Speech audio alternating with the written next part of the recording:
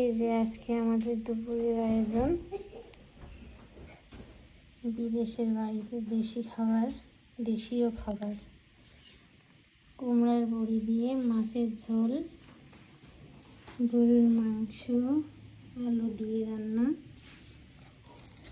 মুগ ডালের ভুনা, আর আছে ফুলকপি বড়ি ভাঙা ভাজি, বড়ি ভাঙা করে ভাজি, বড়ি তেলের উপর দিয়ে ফুলকপি ভাজি করে রান্না করা হয়। একে আমরা বড়ি ভাঙা ভাজি বলি।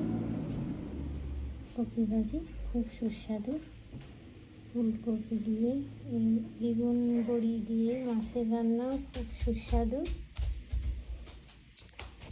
প্রত্যেকটা রান্নাই খুব সুস্বাদু হয়েছে, খেতে অনেক মজা। সাথে আছে সাদা ভাত, অনেক মজা হয়েছে রান্নাগুলো।